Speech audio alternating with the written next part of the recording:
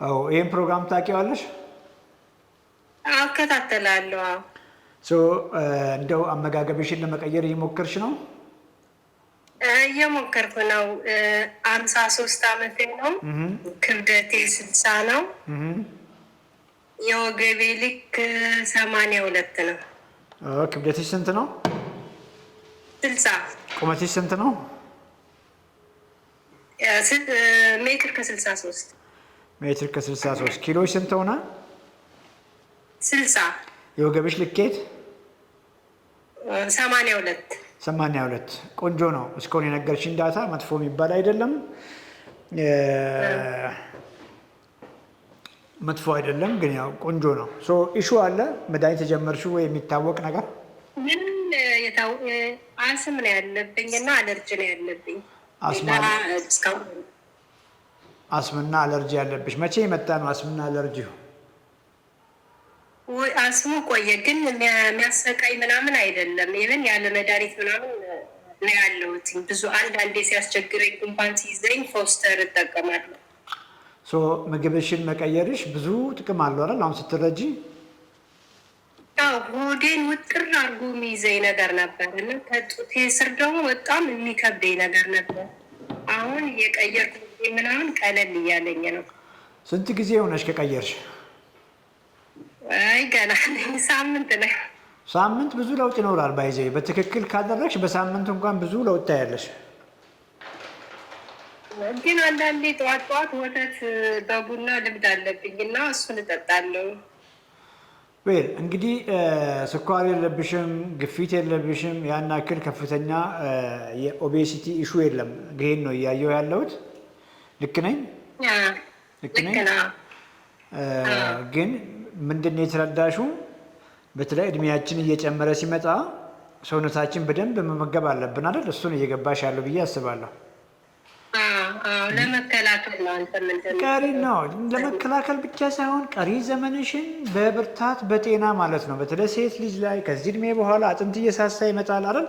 ጡንቻ እየሟሸሻ ይመጣል። ቆዳ በአንድ ጊዜ ሌላ ሰው ይሆናል አይደል? ያ እንዳይሆን በቂ ነገር እየተመገብሽ ከሄድሽ አንድ ክሮኒክ ኢልነሶች ስኳር ብለን የምንለው ቅድምም ስናወራቸው የነበሩ ከግፊት ጋር ፋቲ ሊቨር፣ ያለ እድሜ እርጅት ትግርጅፍ ያልነው በሙሉ እነሱ የመምጣት እድላቸው በጣም ይቀንሳል። አስም ያልሹ ኮምፕሊትሊ ኢምፕሩቭ ያደርጋል። ቶሎ በአስም የመያዝ እድልሽ ይቀንሳል። ሲያምሽ እንኳን አይበረታብሽ። የሚገርምሽ ነገር በብዙ ምክንያት ያግዝሻል። አሁን ስለ ወተቱ ሳይሆን መጀመሪያ ዶክተር አንድ ችግር ያለብኝ አፍንጫዬ ማሽተት አቆመ። ኮመንት ማድረግ አልችልም። አሁን ዋናው ነገር አለርጂ ያለብሽ ሳይነሳይቲስ እንደዛ ነገር ነው ቅድም እያልሽኝ ያለው ብሮንካይቲስ፣ አስማ፣ ውቼበር እነዚህ አለርጂክ ኮንዲሽኖች ብዙዎቹ ኢምፕሩቭ ያደርጋሉ ነው እያልኩ ያለሁት እና የቀየርሽው ምግብ ከብዙ አንግል ነው ማየት ያለብሽ። አሁን ቶሎ ተራውጤ ስለ ወተት ነው የጠየቅሽኝ። እኔም ማውራሽ ግን በየቀኑ ሳይጎድል ሰውነትሽን መግቢ ነው። እሱን ካደረግሽ በኋላ በቂ የሆነ አሁን ፎርሙሌት ማድረግልሽን ኳሊቲ ፕሮቲን ሳይጎል በየቀኑ እየበላሽ ከሆነ የጠጣሽው ወተት ምን ያደርግሻል? ገባሽ አይደል? ያን ነው አንደርስታንድ ማድረግ ያለብሽ። አስፈላጊ ከሆነ ወተቱን ሎፋት ማድረግ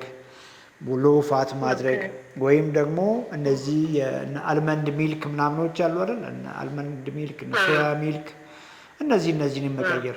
ምክንያቱም ከዚህ በኋላ አሁን ቡናውን ሳይሆን እኮ አንቺ የምትወጂውን ኮምቦውን ነው የምትወጂው። ገብቶሻል? ቡና ከሆነ ዛዝ ፋይን፣ ግን ሞር አእምሮሽ በቃ የሆነ ኮምባይን ሲያደርግ ወተትም አይደለም ቡናም አይደለም፣ ያቺን ፎርሙላ ነው ሞር እየወደድሻት ያለሽው። እና ትልቁ ነገር አሁን ይሄ ይሆናል አይሆንም ሳይሆን ሰውነትሽን ቀሪ ዘመንሽን በቂ ነገር ምንድን ነው እሷል ነው በደንብ መጨበጥ ያለብሽ። ጎበዝ መያዝ ትችያለሽ። አሁን ኪሎሽ 58 ኪሎ ግራም ቆንጆ ነው። አንቺ 58 ነው መሆን ያለበት። የወገብሽ ልኬት ጠዋት ላይ ቼክ አድርጊ። በዚህ ሰዓት ሳይሆን ከቁርስ በፊት 82 ሴንቲሜትር እና ከዛ በታች በቀን 129 ግራም ፕሮቲን እያገኘሽ ነው ወይ? እያንዳንዱ ምግብ ስንት ግራም ፕሮቲን እንዳለው እያነበብሽን ማች ታደርጊያለሽ እና 129 ግራም ፕሮቲን ለምሳሌ ሙሉ ቀን ወይ አሳ ወይ ቀይ ስጋን ወይ ዶሮ ስጋን እነዚህ ልብላ ካልሽ 535 ግራም ፕሮቲን በየቀኑ ማግኘት መቻል አለብሽ። ያስሻት በደንብ እንደው እንደዚህ አይነት ግንዛቤ ነበረ ነው ወይ? በቀን ቢያንስ ግማሽ ኪሎ ግራም አሳ ልብላ መብላት አለብኝ የሚል ነገር ግንዛቤው ነበረሽ? የለኝም። ከ100 ግራም በላይ አልበላም። ግራም እንደዛው። ስለዚህ እንዴት ኖርሽ ታዲያ እስካሁን? ገብቶሻል?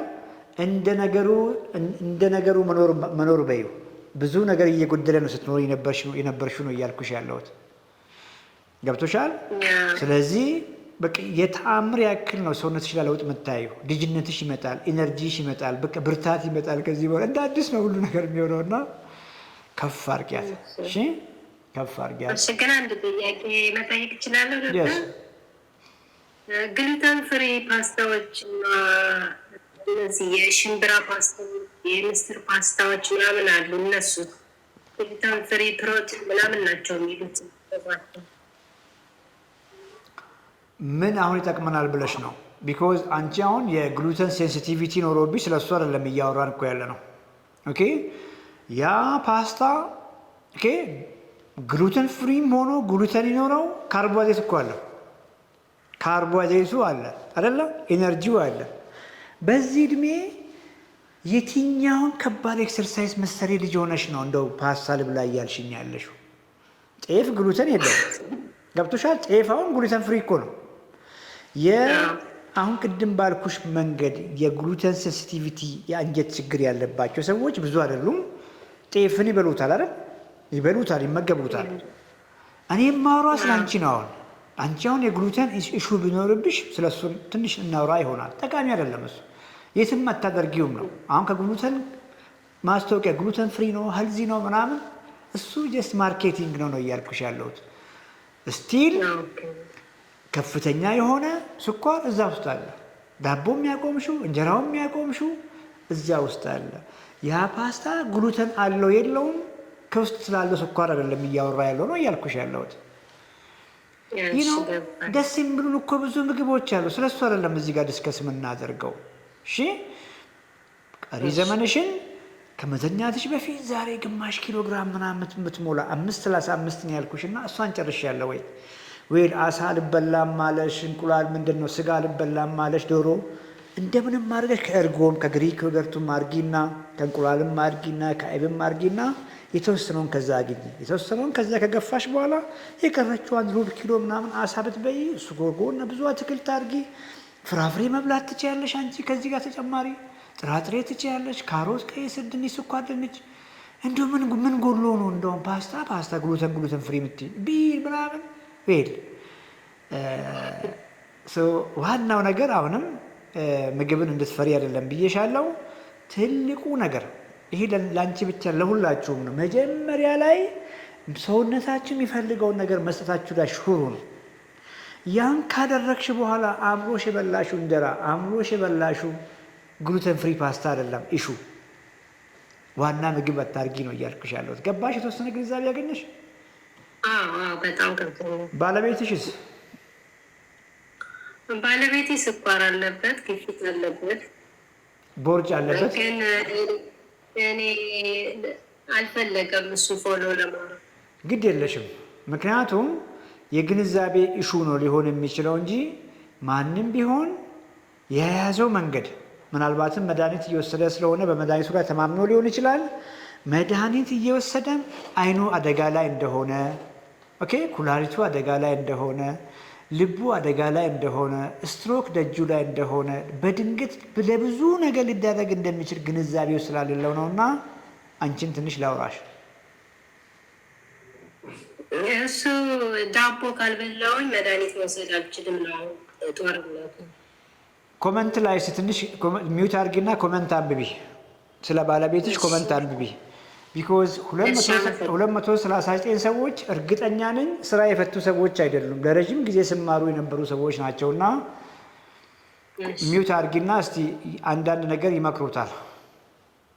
ቢኮዝ ሌላም ሰው ግራ የገባው ሰው ሊኖር ይችላል። ለዛ ነው እንደዛ የምለውና ዳቦ ካልበላው መድኃኒት መውሰድ አልችልም። ፈጽሞ ሰምተንም አናውቀው ነገር አይደለም።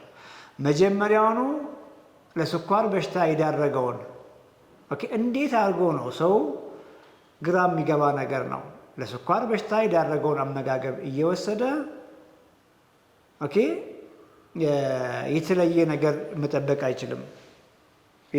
ቢኮዝ ዳቦ ለስኳር በሽታ ከዳረጉት አመጋገቦች ውስጥ አንዱ ነው። እሱኑ እየበላሁ እንግዲህ የመጣው ይምጣ አይነት ተስፋ የመቁረጥ ነገር እስካልሆነ ድረስ እውነት ለመናገር ይሄን ከራስ ላይ ማይሆን እርምጃ ከመውሰድ የተለየ አድርጌ አላስበውም። ኮመንትም ላይ ልክ አይደለም እያሉት ነው እነ ግሬስ እነ ፍቅርም ነው ብሬድ ብሎታል። ምን ማለት ነው? ራሱን መግደል ፈልጎ ነው ወይ? እንግዲህ ይሄ ቀላል ቋንቋ አይደለም። እዚህ ጋር አዋቂ እንጂ ኢማቹር የሆነ ሰውም አይመጣም። ብዙ ጊዜ እንደ ሲረስ ነገር እዚህ ጋር የተጻፉትን ሞትን ማፋጠን ነው ሁሉ ያሉ አሉ። ዳቦ ከፍተኛ ስኳር ነው። እንዴት ስኳር እየበላ ከስኳር ይገላገላል? ከስኳር ካልተገላገለ ሁሉ ነገሩ አደጋ ላይ ነው። ግንዛቤ ስላጣ ነው እያሉሽ ነው። ምን እያልኩሽ ነው? ለአንቺ ቅድም ካልኩሌት አድርጌልሻለሁ። እኔ እስከማውራውም አጠብቂ ነው እያልኩ ያለሁት። እስቲ ዳቦ የሚብላ እንበል፣ አላቆምም አለ እንበል። እሺ ሰውነቱንስ እየመገበ ነው ወይ? ቅድም ላንቺ በየቀኑ ይሄን አድርጌ ያልኩሽ ስኳር የለብሽም። እንግዲህ ባለቤትሽ ከአንቺ ከፍ ብሎ ከገዳይ በሽታ ጋር ተፋጧል። በቂ አሳ ስጪው ነው እያልኩሽ ያለሁት። በቂ ቀይ ስጋ፣ በቂ ቺክን ስጪው። እንቁላል ሲሆን አስኳል እያወጣሽ አስለምጂው። እሱን ከአትክልት ጋር ስጪው እየበላ አሁን ባልኩሽ መንገድ ሰውነቱ የሚፈልገውን እንኳን በበቂ መጠን እየበላ ዳቦ ቢበላ እስካሁን እያደረገ ካለው መንገድ 1000 ጊዜ ይሻላል ነው እያልኩሽ ያለሁት። ስለዚህ ምግቡን ቀይሪ። አሁን እንዳልኩሽ ላንቺም ያን ምግብ ስታዘጋጂ ለሱም ራሱን ለማዘጋጀት ሞክሪ። ዳቦ ያለውን እስቲ ግድ የለህም ብትበላ እንኳን መጨረሻ ላይ ብላ በዩ። መጀመሪያ አሳውን ብላ በዩ፣ በቂ አትክልት ብላ በዩ፣ ከዛ የተወሰነ አቮካዶ ብላና በመጨረሻ የበላኸው ዳቦ ምንም አያረግህም ብለሽ ንገሪው።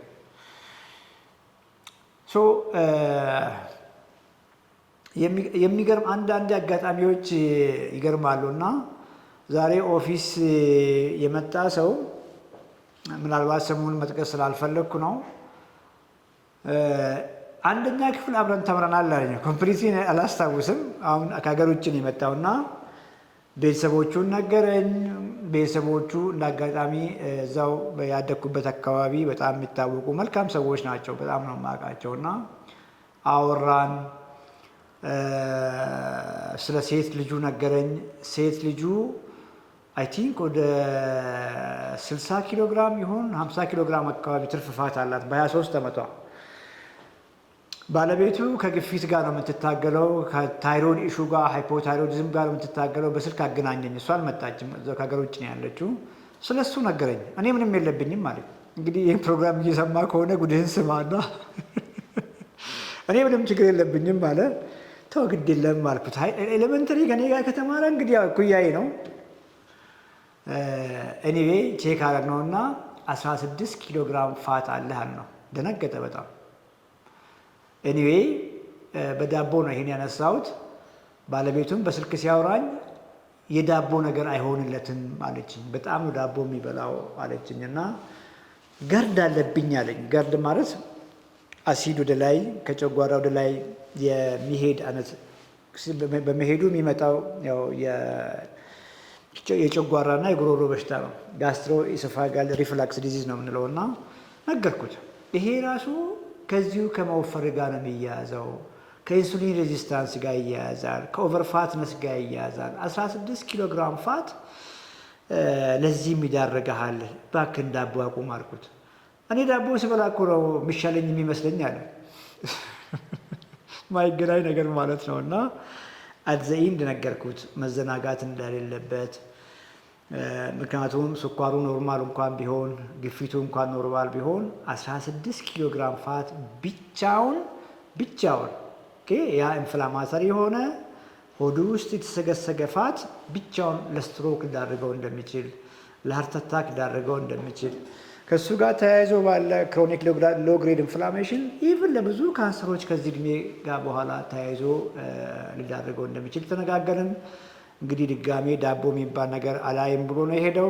እንግዲህ አቶ ጤና እንግዲህ ቤተሰብ ነው ስሙንም ባነሳና ጤና ሚዳክሶ ይህም ፕሮግራም እየሰማ ከሆነ ጉድህን ስማ።